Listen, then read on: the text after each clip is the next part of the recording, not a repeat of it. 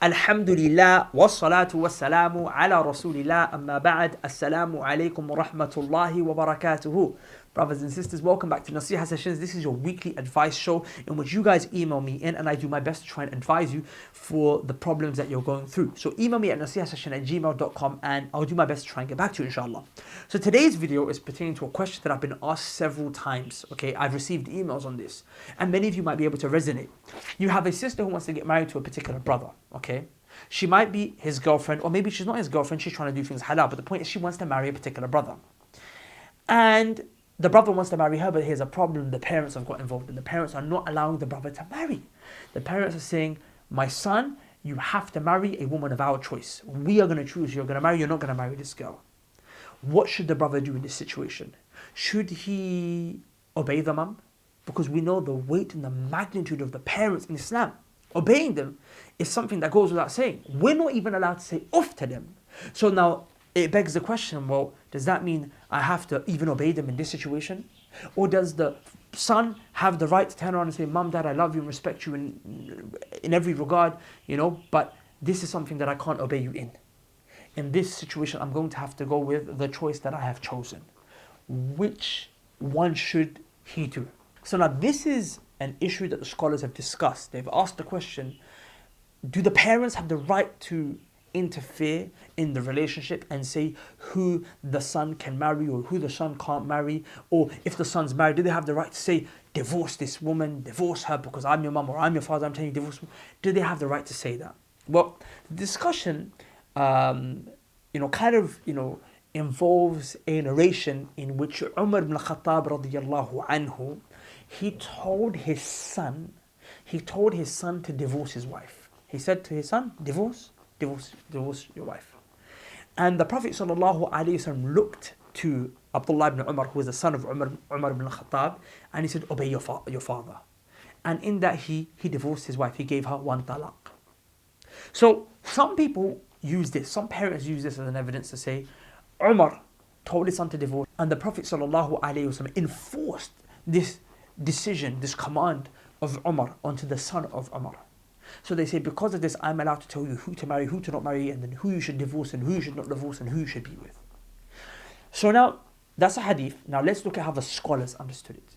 Imam Ahmad rahimahullah, who we know is Imam Ahlu Sunnati wal Jama'ah, was presented with this kind of a problem. Someone told him that, there is a father who's forcing his son to divorce his wife. And when this was brought to his attention, Imam Ahmad rahimahullah said to the son, do not divorce your wife. Don't listen to your father in this. You don't have to listen to him. The father in response said, how dare you? The Prophet commanded the son of Umar to listen to Umar when he told him to divorce his wife. So how are you overruling what the Prophet sallallahu alaihi wasallam permitted? And then Imam Ahmad looked back at this man and he said, you are not Umar. You're not Umar. What does he mean by this? Umar radiallahu anhu had a different reason. His circumstances were different. What were his circumstances? Let's go back to that narration. The reason he wanted his son to divorce that woman, his wife, was because Abdullah ibn Umar was very much in love with his wife. And it was causing him to not be as on it, for lack of a better term, or as enthusiastic with regards to particular religious worships. So because of that concern that Umar ibn Khattab had, he told him to divorce his wife. This was a religious concern. Pay attention, it was a religious concern. So the scholars, this is the conclusion that they came to. They said, if the parents have a valid religious excuse, then they are allowed to say, you should marry this woman or you should not marry this woman, or they're allowed to get involved and tell the son what to do. But if they don't have a religious reason, then with all due respect, then this is not an area in which they can, push the child around. They can't push the child around in this. And that's what Imam Ahmad rahimahullah was trying to express to this man. He said, when you are not Umar. In fact, our teacher, Ustad Abdurrahman, mentioned that his sheikh used to say, some of these parents who try to prevent their children from doing these things, he said, if Umar himself was alive today, he would actually strip the guardianship of these parents away. Why? Because they don't even have religious reasons for why they try to prevent this from happening. Some of them have cultural reasons. Some of them have dunya reasons, reasons relating to money, reasons relating to all sorts of things that are against the religion. Sometimes it's just pure jealousy. You know, the mum, she gets upset and jealous that, you know, my son, my little boy is going to now find a woman and who's going to, you know, love him and care for him. Now, all of this is not something that's valid or substantial as a reason to prevent someone from getting married. However, if you have a religious reason, your son is going to marry a woman, but the woman is her religion is finished, it's dangerous, you know, then you have a concern, you have a reason to get involved. Now you have a valid say. Like Umar, he had a religious reason, he had a valid say. But if there's no religious reason, then with all due respect, that is not something that's taken into consideration by the Sharia. Now pay attention, my sisters. Whereas the man can get married without the permission of his parents, although it's not good, and generally speaking, if there is a way where you can try and obey your parents and you can reconcile with your parents, then that is obviously the best thing. But if you find that this is a woman, you want to marry her, and if you don't marry her, you're going to fall into more sin, or you're not going to be able to find someone who's as good as her, then you, in this regard, you are entitled to do what you need to do.